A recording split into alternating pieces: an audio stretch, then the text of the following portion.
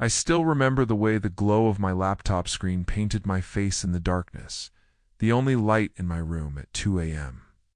My hands hovered over the keyboard, frozen, as if moving even an inch would shatter the fragile barrier between me and whatever ID just stumbled across. My heart hammered in my chest, a cold sweat prickling at the back of my neck. I'd always thought the internet was just a place for memes, late-night chats, and endless scrolling. But that night I realized how wrong I was. There are places online that most people never see, hidden corners where the rules don't apply, where curiosity can turn into terror in a single click. If you think you know what's out there, trust me, you don't. After hearing these stories, you'll never look at the internet the same way again. If you're tempted to dig deeper, just remember, some things can't be unseen.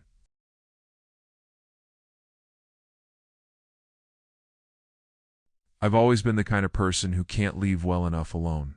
If there's a locked door, I want to know what's behind it. If there's a rumor about something forbidden, I have to see for myself. That's how I ended up on the deep web in the first place.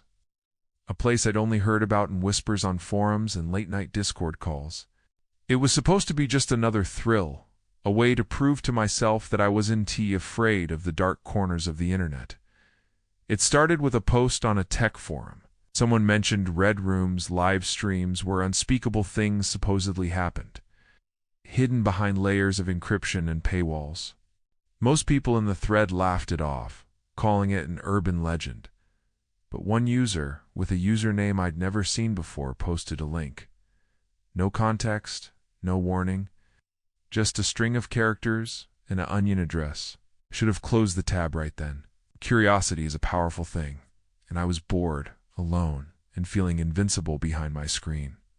I copied the link into my Tor browser, my heart thumping with a mix of excitement and dread.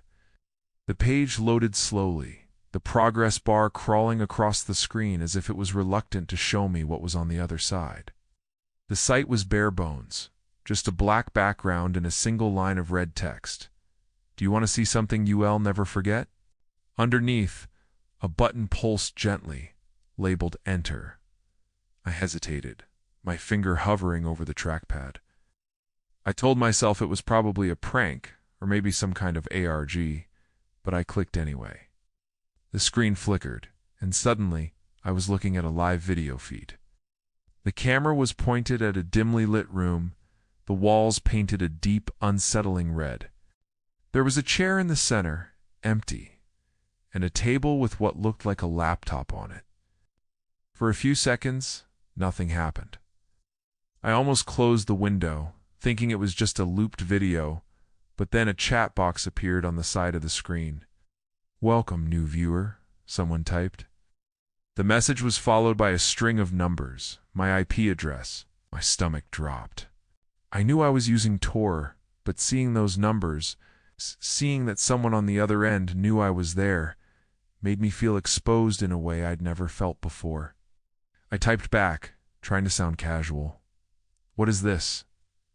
The reply came instantly. "You're in the red room. Stay and watch, or leave, and forget you were ever here." I stared at the screen, my mind racing. Was this a threat?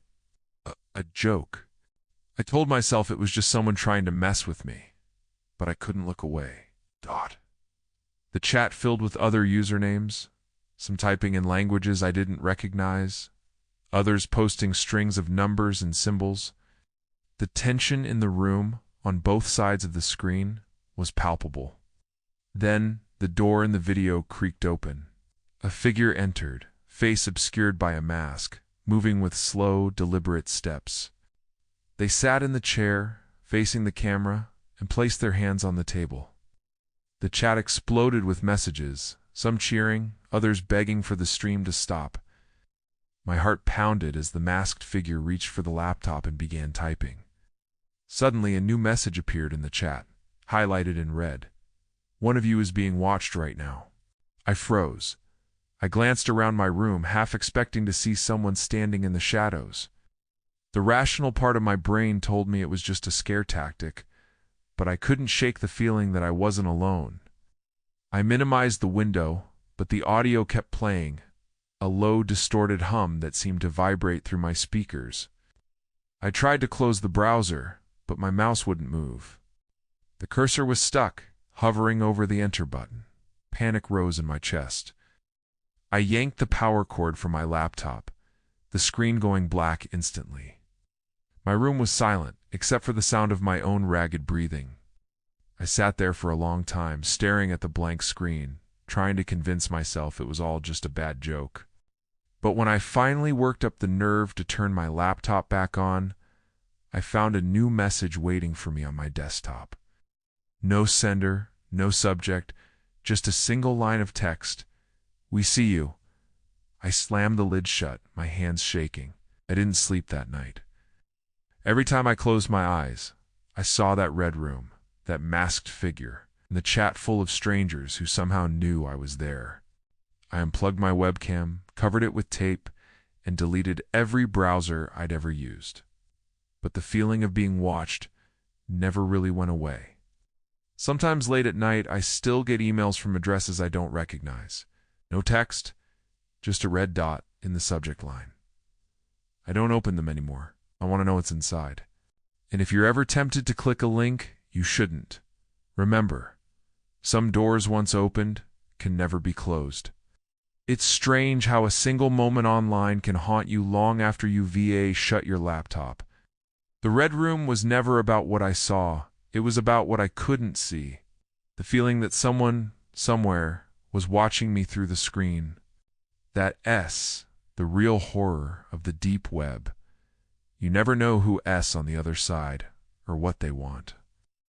But as unsettling as it is to be watched, there's another kind of danger lurking in those hidden corners, one that preys on trust and anonymity. If you thought the red room was disturbing, wait until you hear what happened when someone tried to buy something on the deep web. I never thought of myself as reckless. Maybe a little impulsive, sure, but not the kind of person who'd get in over their head.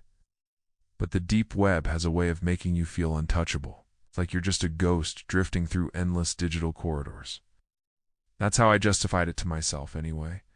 The night I decided to buy something illegal online. It started as a dare. My friends and I were in a group chat, swapping stories about the weirdest things you could find on the deep web. Someone mentioned a site where you could buy just about anything. Drugs, fake IDs, even things that sounded too bizarre to be real. I laughed it off, but the idea stuck with me. I wanted to see if it was all just hype, or if the stories were true. I spent hours researching, reading guides on how to stay anonymous, how to use Bitcoin, how to cover my tracks. It felt like a game at first, a puzzle to solve. I found the site easily enough, a marketplace hidden behind layers of encryption. With listings for things I never imagined existed, I scrolled past the obvious scams and the downright terrifying offers, settling on something small, a bottle of prescription pills. Nothing too crazy, just enough to prove I could do it. The seller's profile was full of 5-star reviews, all praising their speed and discretion. I messaged them using a fake name and a burner email, and they replied almost instantly. The transaction was smooth, almost professional. They asked for my address, and I hesitated for a moment before typing it out. I told myself it was fine. People did this all the time, right? I sent the payment, closed my laptop, and tried to forget about it. A week passed. Then 2. I started to think I'd been scammed, and honestly, I was relieved. But then, one morning, I found a small, unmarked package in my mailbox. No return address, no markings, just my name, handwritten in neat, blocky letters. My stomach twisted as I carried it inside. I sat at my kitchen table, staring at the box. It was heavier than I expected, and when I shook it, something inside rattled. I thought about throwing it away, but curiosity got the better of me. I grabbed a knife and sliced the tape. Inside, wrapped in layers of brown paper, was a plastic bottle filled with pills. But there was something else too, a folded piece of paper. Dowd unfolded it, expecting instructions or maybe a warning. Instead, It was a photograph, my house, taken from across the street. The angle was unmistakable. Whoever took it had been standing right outside, close enough to see the number on my door. My hands started to shake. I flipped the photo over. On the back, in the same blocky handwriting, was a single word: thanks. I felt a cold wave of panic wash over me. I ran to the window and looked outside, half expecting to see someone watching me. The street was empty, but I couldn't shake the feeling that I was being observed. I closed the blinds, locked the doors, and tried to calm down. Maybe it was just a scare tactic, a way to mess with buyers. But the more I thought about it, the more it felt personal. That night, I barely slept. Every sound made me jump. I kept replaying the moment I'd sent my address, wondering how I could have been so stupid. The next morning, I decided to get rid of everything: the pills, the packaging, even the photo. I burned it all in the backyard, watching the flames eat away at the evidence. But the sense of unease never left. Days went by, then weeks, but I couldn't shake the feeling that I was being watched. Sometimes I'd catch a glimpse of a car idling at the end of my street, or see a figure standing just out of sight. I told myself it was paranoia, that I was just spooked by the whole experience. Then one night I got a text from an unknown number. No words, just a photo. It was me, sitting at my kitchen table, opening the package. The angle was from outside, through the window. I stared at the screen, my heart pounding so hard I thought it might burst. I deleted the message, blocked the number, but it didn't matter. Whoever it was, they knew where I lived. They knew what I'd done. I moved a month later, changed my number, wiped every trace of myself from the internet that I could. But sometimes when I check my mailbox, I still get that same cold feeling in my gut. It's like someone's watching, waiting, just out of sight. And every so often I find a plain, unmarked envelope slipped through my door. Inside there's always a single photograph: my new house, my new street, my new life. No words, no threats, just a reminder that some things, once started, can never really be erased. There is a special kind of fear that comes from realizing not just a username on a screen. You're a target, a real person someone can reach. The deep web isn't just a digital playground. It's a place where the lines between online and offline blur in the worst possible ways. But as terrifying as it is to be hunted in your own life, there are some corners of the internet where the danger goes even deeper. Because sometimes it's not just about being watched or followed. It's about what you discover when you dig too far. And nothing compares to what happened when someone tried to uncover the truth behind a viral deep web video. I've always been drawn to mysteries, the kind that make your skin crawl and your mind race. Maybe that SYI couldn't let it go when I first heard about the video. It was just a rumor at first, a cryptic clip circulating on the deep web, whispered about in online forums and late-night chat rooms. People called it the doorway. Supposedly, if you watched it all the way through, something would happen to you. No one could agree on what exactly. Some said you'd start seeing things. Others claimed you'd disappear. I didn't believe any of it, of course. I thought it was just another internet legend, like the Red Room or the old chain emails that promised a curse if you didn't forward them. But the more I read, the more obsessed I became.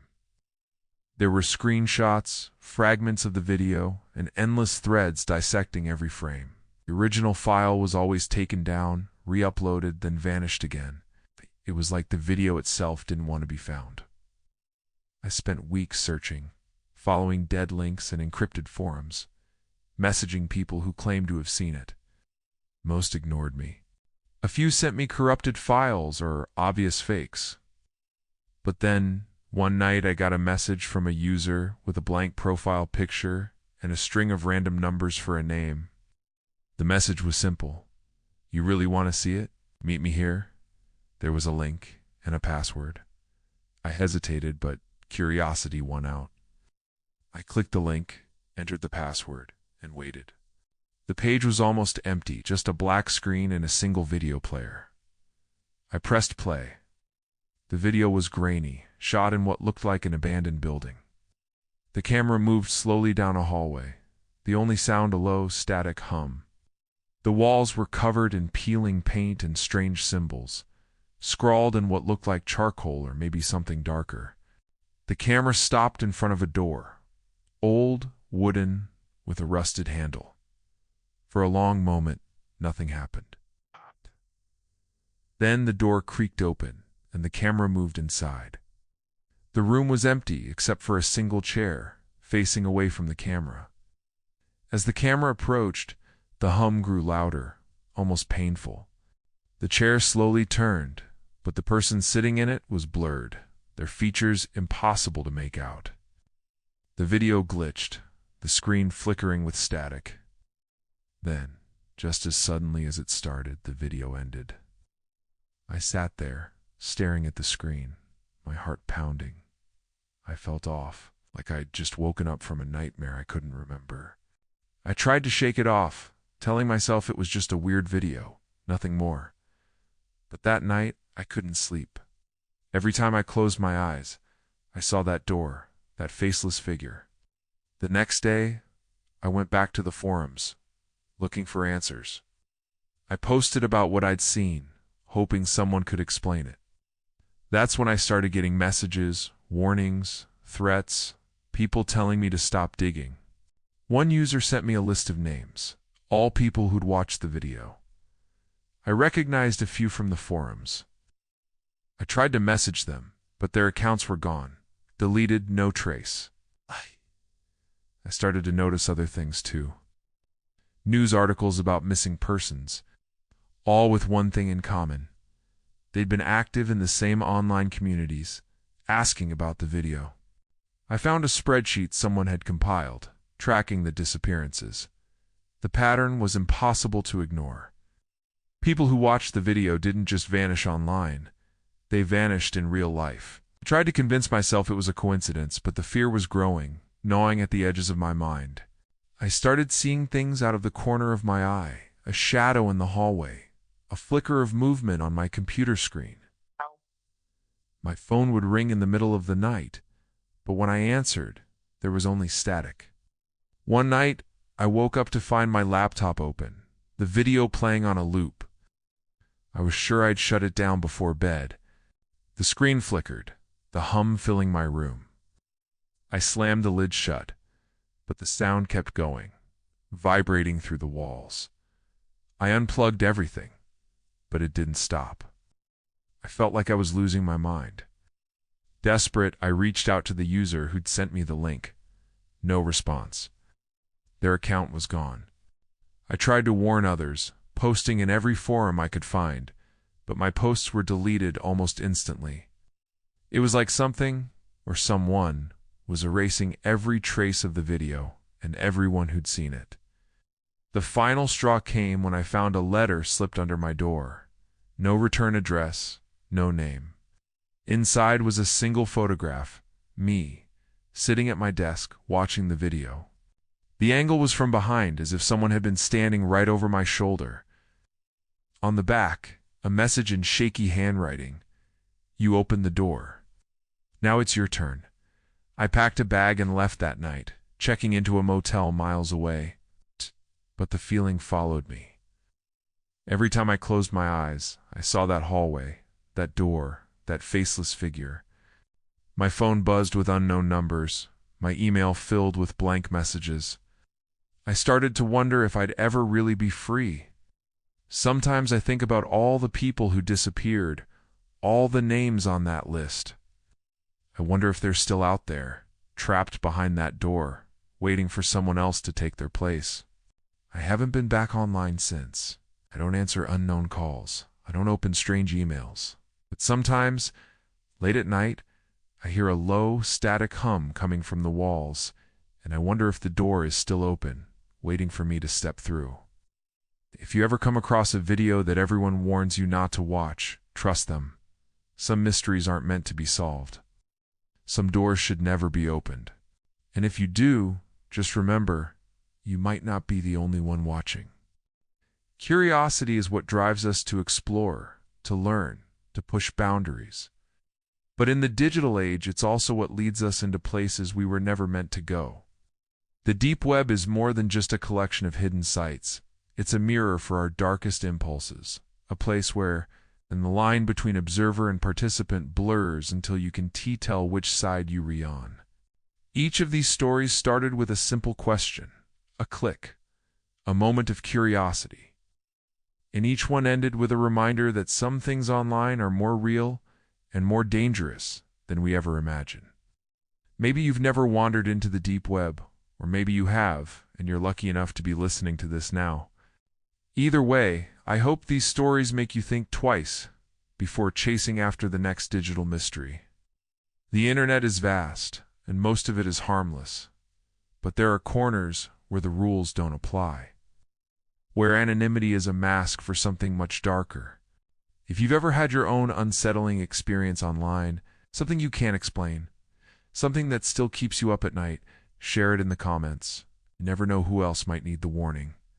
And next time you're tempted to click a mysterious link, remember these stories. Some doors once opened can never be closed.